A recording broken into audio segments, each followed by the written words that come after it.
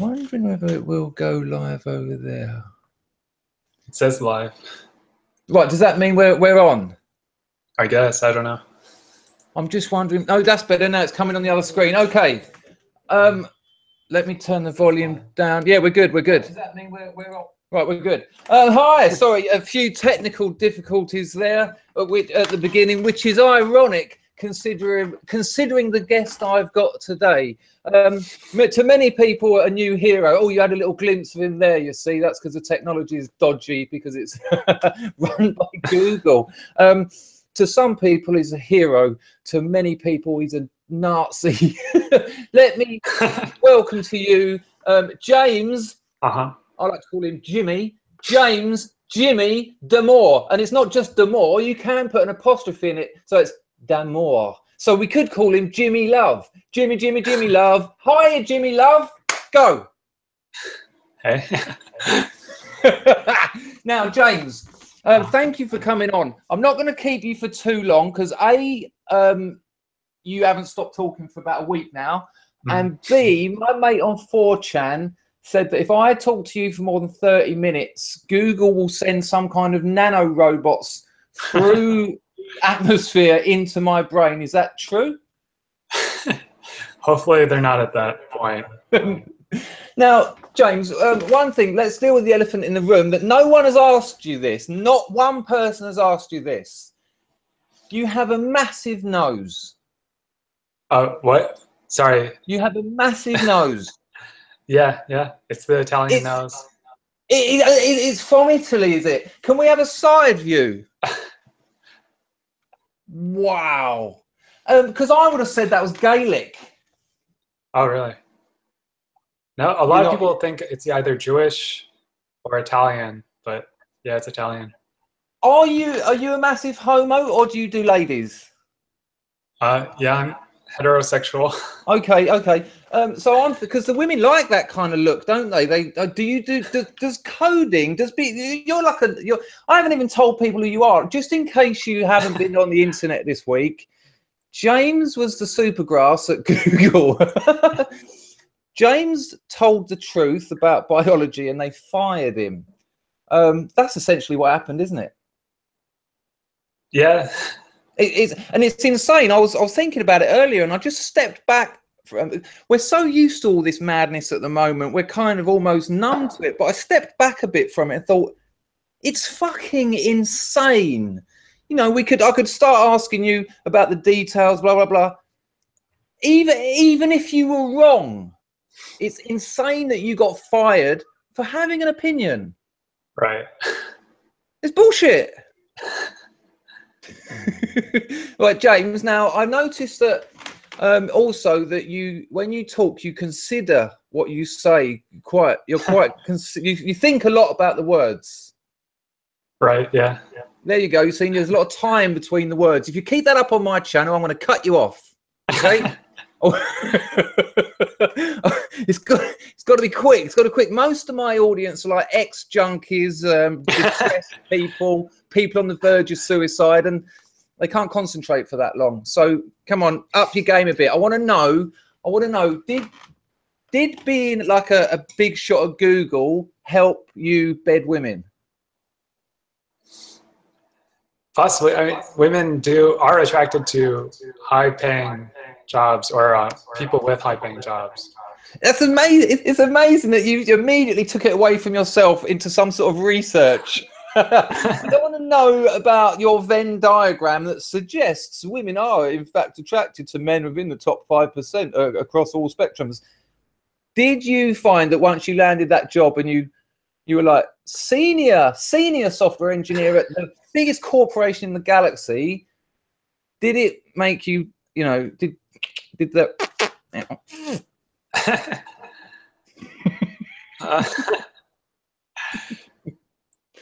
I don't know. I've always been sort of socially awkward, so it's hard to even see or notice other people's interest. No shit. Well, the weird thing is, same here. I mean, what we've got going on here is two expressions of the same problem. I have terrible problems communicating. I'm terrible socially. What I'll do just ramble, as you see now.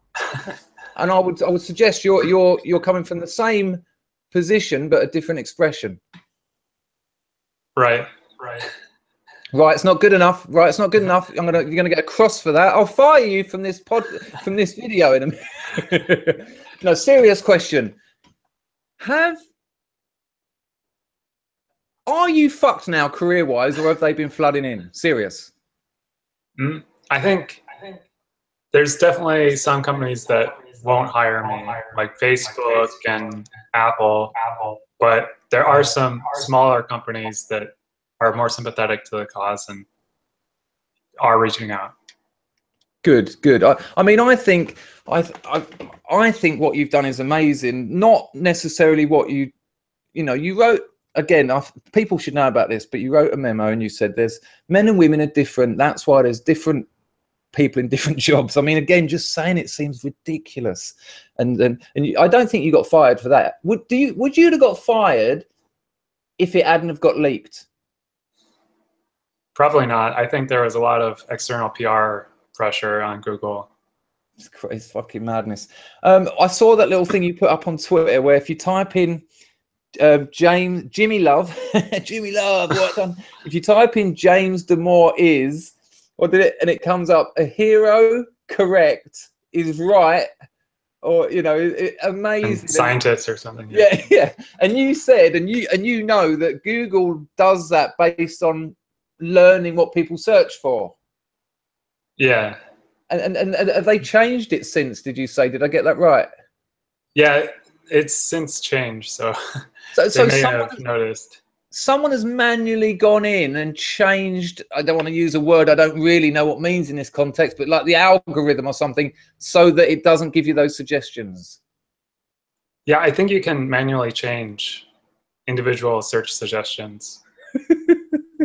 What does it say now? James Damore is unemployed. Don't do it. James Damore is a naughty boy. Yeah, I think they've just removed it. That's the easiest for them to do. Right, I need you to have some sustained talking now, because it's too much of my face. If I could talk and have more of your face, you need to talk to your mates at Google about getting that balance a bit more. It should know that while I've been chatting, it should cut to you occasionally. Do you know what I mean? That would be good. Maybe especially if I do a particular facial expression, it should. That's going to happen soon, though, isn't it? That's already. I mean, you're involved in this. You won a competition, didn't you? You played some online competition and you solved a puzzle and got a job. Right. It's ironic, really, because you solved a puzzle and got a job, said something obvious and lost the job. Yeah. I was trying to solve a problem at Google and they didn't like my solution, I guess. They didn't at all, did they? But you studied at Harvard. I am envious of you, James. I'm being serious now. My skills are, well, even the word skills doesn't seem right. I'm a storyteller. I've spent most of my life as a drug addict. Have you done drugs, James, that you care to admit? Yeah, I won't be admitting to any hard drug use. Oh no, but you did weirdly admit to soft drug use. Have you done LSD? You don't have to answer these questions. Psychedelics are nice. Right. Okay. This is brilliant. Okay, because the man that I don't know if discovered one of the men who oh man, I said man. Oh, what have I done? A human who developed the double helix DNA structure. He attributed that in some part to LSD. And I certainly know that when I used to do acid, I don't think you get anything from the outside. It's just a way of reprocessing information that's already in there. But I've studied a lot of language and how language works, semiotics and things like that. And I was given like a walk through the history of language, a reordering of my understanding of meaning and words. And I just imagine someone with your brain, you're a coder, it's numbers and all that. I can imagine acid. Hypothetically, would you say that psychedelics engage well with a brain that thinks like that?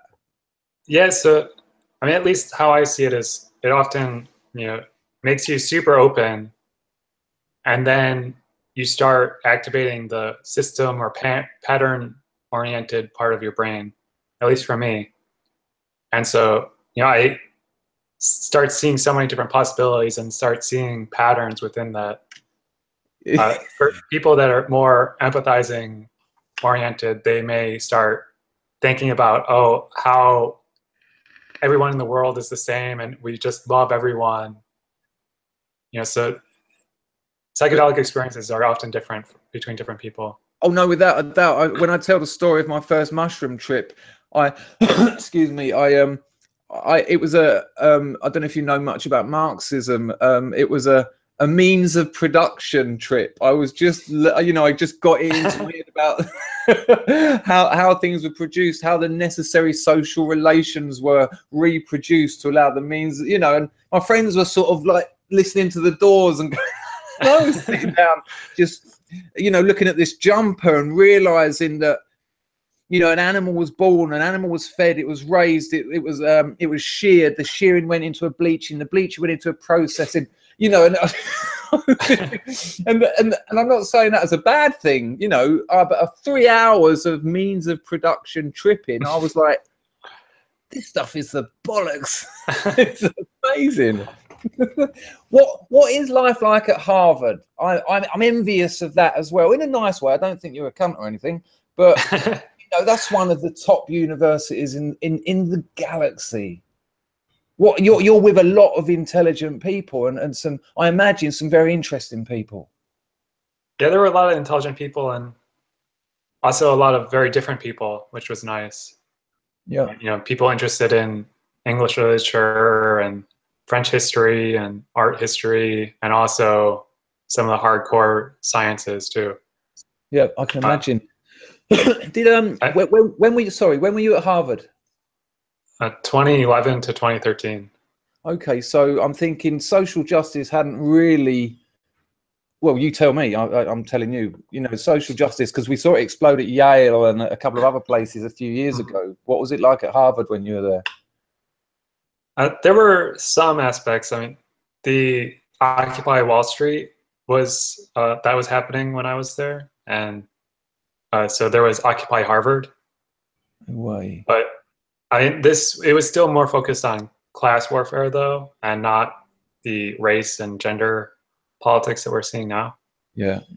It's a strange one. Our class kind of corrupts the social justice narrative a little bit. You know, when they talk about white privilege, and you're just like, well, what about all the poor white people? And they no shush. We don't want to bring that in. And it's strange that these ideas have come from like a Marxist kind of oppressor and oppressed. But the Marxist model is all class, and yet that's the one they, you know, it sort of fucks their model up a little bit. It's strange. So I'm just thinking, you're at Harvard, you're doing acid, you're awkward, but you've got an Italian nose. I'm trying to get a picture of what's going on there. You've got a bicycle in the background, and you've become a celebrity at the moment. Yeah, it's definitely interesting. I'm still trying to understand, you know, what different people's motives are, or like why they're so interested in my story. I think some people see themselves in me, or I just done it for the clickbait. I just done it for the hit. Well, I mean, what really impressed me about you is, as far as I can tell, I haven't done the research. I know nothing about you. I just listened to a podcast before you come on. No, that's a lie. Was the first person you spoke to after it sort of went public, and it exploded, didn't it? Was it Jordan Peterson? Was that the first person? Right, yeah. No way. See, this is why it's interesting. So was the second person Stefan? Yeah. Wow. See, this. Why? Were you already engaged? Well, based on the memo. That's a weird thing to call. I bet you never called it a memo before. That's what it got called, did you? Oh, here's my memo. So were you engaged in those watching people like Jordan and Stefan, Molyneux, Peterson before the explosion of your memo? Yeah, I was a fan of Jordan Peterson beforehand, and I know a little bit about Stefan Molyneux. Not as much, though. I mean, you must have been approached by the big media corporations. Yeah, I was initially just hesitant to talk to any of the mainstream media because I wasn't really prepared for hostile questions. And I felt like some of these longer form interviews with the YouTube personalities was a better way to get the story out rather than, you know, these 5-minute interviews where they just yell at me. Yeah, no, without a doubt. And also the wonderful thing about, I don't know what you want to call it, new media or whatever, but you're going to talk for an hour and people are going to see an hour. Yeah. Even as a comedian, I've done a couple of things on English television where I talk to them for 30 minutes and the 30 seconds that goes on telly is me saying something like, oh, I thought the prostitute was dead while I was having sex with her. You know, it was a small part of a big story. And, you know, that doesn't reflect well. So you went straight in for those people. It's interesting because it's kind of, you know, this character that you are and what's happened, that decision is part of that character. It's part of the, I don't know, it feels like just like the final part in that jigsaw, you know, the content of what you wrote, what happened to it, the company you were dealing with and all this advertising stuff, then the media you approached to represent your story. It's all very of the moment, you know. It's yeah. You know, I've seen it. You've been called the picture boy of this or the poster boy of this and that. Did you ever think you'd be a poster boy of the alt-right? No, and like it's really unclear who they're even referring to as alt-right because, you know, they were saying Jordan Peterson was alt-right or something. It's like madness. Yeah, the whole definition of what alt-right means. Like if you at least, because I've been really confused about all this. So I was looking at all this stuff and it's like, okay, alt-right means white supremacists, basically. But how the media uses it, they just apply it to way too many people as a smear campaign. Yeah, of course. I think it's almost like the left, if we see it, the left and the right on a line, the left has moved along. And as it's moved along, it's dragged everyone else with it. So the Nazis that were right up here are now what used to be centrists. It's like, you know, I've been called a Nazi. I was a Marxist for 20 years of my life. And I now get called Nazi and, you know, regularly as well. It's absolutely bizarre. And it's insulting as well. It's insulting to people who have been affected by, historically, by National Socialism and what that actually represents. Because it doesn't represent a bloke saying men and women are different. You know, that's a little bit different from a final solution, isn't it? Yeah, they're really diluting the meaning of these words, and they're making it so that when you do call out Nazis, actual Nazis, then no one will believe you. Yeah. So it's really bad. So what's gonna I'm thinking, what's going to happen now? What do you regret? You smiled there. Do you get asked this a lot? Yeah. I'm just thinking. I think, from what I've seen, I've watched a lot of your videos. I was obviously joking about not doing it. It wasn't even research. I was just fucking interested. I think the way you look at things, it's very logical. It's very rational. You clearly got that kind of brain. I imagine that makes you a right brain dominant or something. This isn't my field, but I got it right, didn't I? Yeah. I read the right book in '92. I'm guessing you would have done it exactly like you did it already. If I were to do it again? Yeah. I'm possibly, I would maybe not associate with certain people just because it did hurt my image, and there were definitely some things that I would change in the document, and yeah, I definitely didn't want to get fired or anything. No, you know what was kind of heartbreaking, watching you on one of those early interviews with still a lot of respect, and there's another word that's more stronger than respect.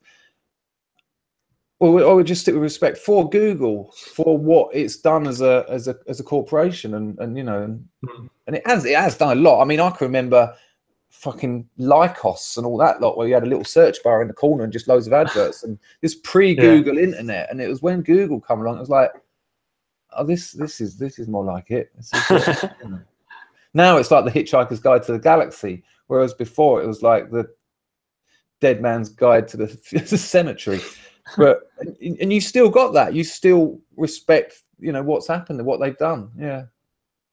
Yeah, I mean, I definitely still a Google fanboy, or at least I have been throughout the last 10 years or something. And, you know, it used to be so bad where I would, if I see someone on the train and then they, you know, take out their phone and it's an iPhone, I would immediately be like, oh. There was a lot of, you know, in-group loyalty that I was feeling for Google. Oh, yes, very nice. Yeah, no, I mean, the way you were speaking then, it's like the first emotion you've shown through this whole interview. There's some sadness here. There's some sadness. I think when you got that job, you were like, this is a dream come true. Yeah, I mean, it was definitely the one job that I wanted the most. I actually never applied for any other job. So I just went straight from grad school to this, and that was the only job I applied for. And then it's just been numbers and pussy, and then all of a sudden this happens. That's actually made me quite sad, and I'm thinking, you know, this is a moral panic. All of this stuff for me, it comes from a moral panic. We have them every few years, you know, and as the global media becomes more sort of faster, I suppose, it becomes more of a global phenomena. And I'm wondering how, when this global panic implodes, which they do, and then everyone laughs at them, we look back at like the Red Scare, we look back at McCarthyism and the ridiculous lengths people went to sort of signal their, you know, I wouldn't necessarily say virtue, but their understanding of the cause. And oh yeah, no, yeah, you know, I'm keeping my eye on my neighbors because I think they're communists, and you know, that's just laughable. And that whole Satanist thing that happened, especially in America. I'm wondering, you know, in 5 years, and it's a kind of an arbitrary number. I feel really scared mentioning numbers around you. I don't want you sitting there going, well, I don't know why you're saying 5, Mr. Dangerfield. I mean, the last whole panic divided by the square root. But how this is going to look very quickly. Does that make sense? Sorry, your audio went out. Okay. Right. I will say it again. I'm just. Is my audio okay now? Yeah. Okay. I'm just thinking, historically, moral panics, they implode, they collapse, and people are suddenly humiliated. The people that involve themselves in them are kind of humiliated because, with a little bit of critical distance from what actually happened compared with how it was reported and how the hype and the panic and the media sort of stoked the fire, how it appears after a bit of time is kind of ridiculous. And I'm wondering how your thing is going to look in like 5 years. Mm-hmm. You know, I'm definitely curious about this too. I don't know historically how these things have played out. Obviously, we look at some of the McCarthyism stuff in an embarrassed way now. Yep. And hopefully we'll see this all in a new light too. Well, but I don't know how exactly it implodes. Like, well, there's two ways here, isn't there? There's again, I'm struggling with numbers when I'm talking to you, but it would seem to me there's two ways. It's going to be, we're going to have to understand, we're going to, as a culture, admit that there are biological differences, substantial ones that have effects, or we're going to have to say, we're going to have to continue the lie that there isn't. And I think the latter is going to be a problem to uphold, because in countries like, I think it's Norway, where they have done the most possible to make the to remove the differences between the sexes, the differences have actually increased. I think it's Norway that shows that. So I don't. A lot of the Nordic countries. Yeah, you know it. So I don't think they're going to be able to uphold this lie for much longer, because, you know, the truth will out, and that once the panic dies down, it's just like, yeah, people weren't being sexist. It was just they made falsifiable observations and tested them, and time again got similar results.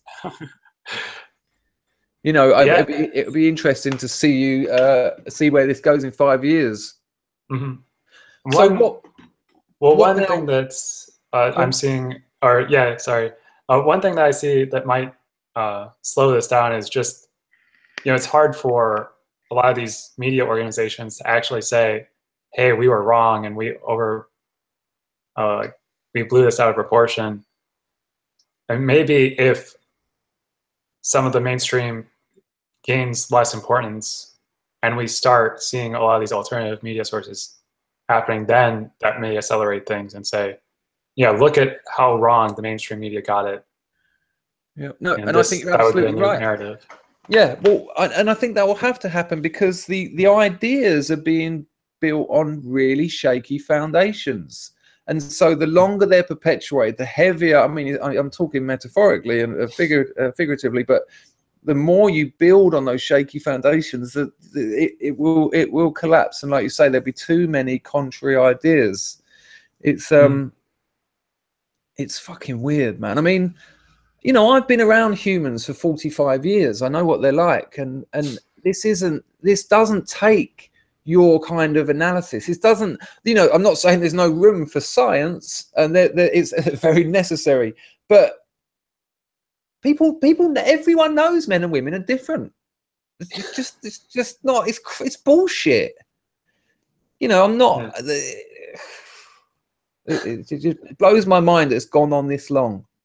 I mean, the social justice thing, not this interview. I mean, yeah. So what is your, I mean, when I spoke to you earlier, I mean, we're going to hit half hour in a minute and we'll wrap it up. I don't want the Google bots coming in. When I spoke to you earlier, you said you were, but stay online though, because I want to tap you up about some SEO algorithms. You know, we might be able to make a few quid on the side. When I spoke to you earlier, you said, "Oh, I might be finished with my other interview sooner," and I was thinking, well, that's at least 2 you've done today. Have you done more than 2 today? No, just 2. How many interviews have you done in the last 10 days, roughly? No, stop. Don't answer that. How many have you done since this happened? Roughly 50. I don't know. Man, it's incredible.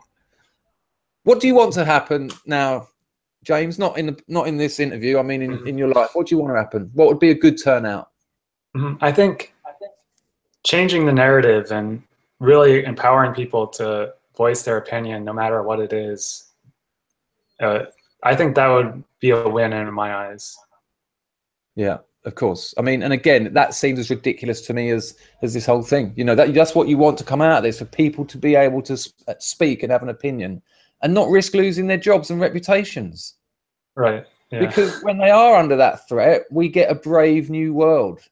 And we don't want that. James, listen, man, it's been a real pleasure. Thank you for coming on. It means a lot to me. Make sure you advertise this on Twitter, or I will hunt you down. I might not have drones. I might not have mathematics on my side, but I've got a caravan full of gypsies, and they'll throw stones at your mother. James, thank you very much. Stay online, man, so we can have a chat. Thank you, everyone, for watching. Give it up for Jimmy Love.